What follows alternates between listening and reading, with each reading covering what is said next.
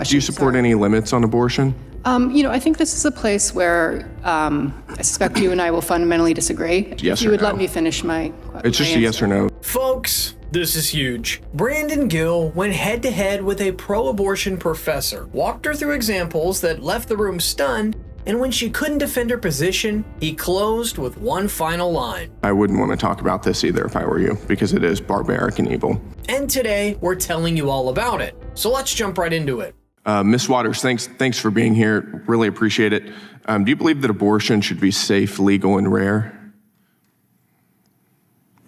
I believe the abortion decision should be left to a patient and their doctor and their family and their God. Do you believe it should be safe, legal, and rare? I believe it should be safe, legal, and rare, yes. Okay, why should it be rare? Because if we are engaging in public health activities appropriately, we are able to prevent pregnancies when people want to prevent pregnancies. So I think a conversation.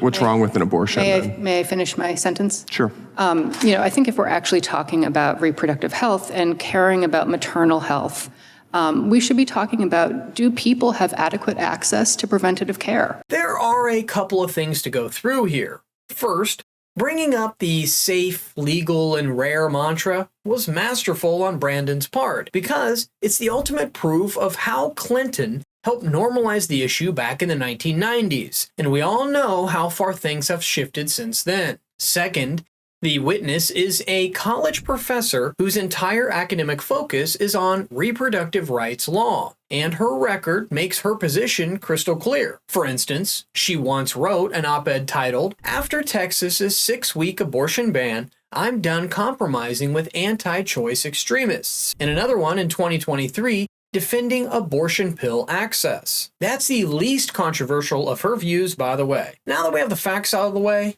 let's see how Brandon forced her to confront the real consequences of what she supports. Do you support any limits on abortion? I didn't hear your question. Do you support any limits on abortion? I think this is a place where I suspect you and I will fundamentally disagree. It's just a yes or no. Do you think that there should be any limits on abortion? I came here with the goal of providing truthful and accurate testimony. And so in order to truthfully and accurately answer your question, what I would say is I fundamentally believe that the question of abortion should be left to a patient and their doctor and their family. I don't want to interfere in medical decisions. Okay, so I'll take that as a no. Is that a good summary? You're an advocate for abortion, for abortion policy. What's your favorite type of abortion? I am an advocate for patients having access to the full realm of reproductive health care. But do you have a preferred method of abortion that you like? I do not. Let me read through a couple different methods, and I want to get your take on how much you like these. The first type is called a suction abortion. This is when the cervix is dilated and a strong suction, 29 times the power of a household vacuum cleaner, tears the baby's body apart and sucks it through the hose into a container. Do you prefer that method? I stand by my former testimony. For someone who was all about preventative care just a minute ago, her refusal to answer speaks volumes. The reality is, there's nothing preventative about what the abortion industry has become today. Another point is that the pro-life argument isn't just a moral one anymore. Statistics also back it up. Every year, over 1 million abortions happen in the country, with Planned Parenthood reporting over 400,000 just last year. And if we follow the money finances, they've reported over $2 billion in income and over $2.5 billion in net assets in 2023. They've become so big that they now have super PACs funneling money into pro-abortion politicians. And yes, all of their recipients have been Democrats of the past decade. On top of that, if we look at opinion polls, the majority of Americans don't support this with no limits, which makes the disconnect even harder to ignore. That sounds kind of gross, doesn't it? Sounds pretty gruesome. Do you agree?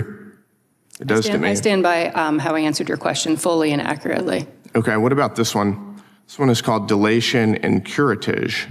After dilation of the cervix, a sharp looped knife is inserted into the uterus. The baby's body is cut into pieces and extracted, often by suction. Do you prefer that method? What I believe we are here to talk about today is the FACE Act. We are not here to talk about I'm the asking you, you're legality a of pro-abortion abortion. advocate. I'm asking if you prefer the dilation and curettage method. I am an access to reproductive health care advocate. You don't want to talk about abortion itself. Why is that? I would prefer to talk about the reason that the committee called the hearing. Is it because it's uncomfortable to talk access. about?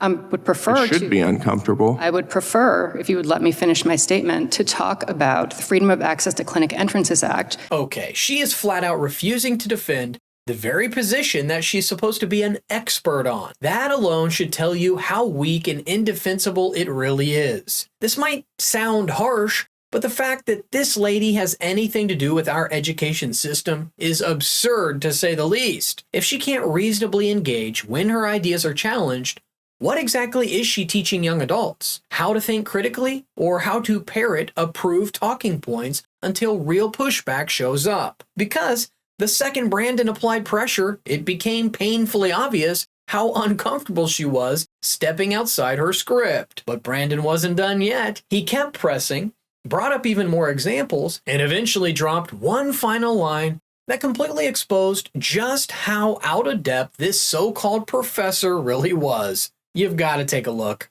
How about this one? It's called dilation and evacuation.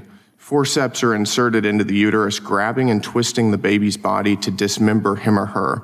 If the head is too large, it must be crushed in order to remove it. Do you prefer that method? I would prefer to talk about the reason the hearing was called and the basis of my expert testimony. It's uncomfortable to hear this, isn't it? It is. I think it is, because it's barbaric and evil. How about this one? It's called the saline injection. It's when a 20% salt solution is injected through the mother's abdomen into the baby's amniotic fluid. The baby's skin is burned off. The baby ingests the solution and dies of salt poisoning, dehydration, and hemorrhaging of the brain. Do you prefer that method? I would prefer to talk about the subject of the hearing. This is the subject of the hearing. This is about protests outside of abortion clinics. I'm asking you about abortion. I stand by my prior testimony. Okay. I wouldn't want to talk about this either if I were you, because it is barbaric and evil. Exactly. Some portions of this exchange went viral on X, and it's easy to see why. People watched an expert fall back on recycled talking points while treating a deeply serious issue like it was something casual. We also have to give props to Brandon because he didn't just challenge this witness. He exposed a much bigger pattern in the leftist playbook. It also proves why they call for censorship, because they simply can't defend a good chunk of their ideas. More importantly, Brandon is a great example of why we need young and fresh faces in Congress. In just one term, he's been highly effective in bringing clarity to many conversations, which goes to show the importance of term limits. Let me know in the comments your thoughts on this story. Don't forget to like and subscribe, and remember, you heard it here at the dais.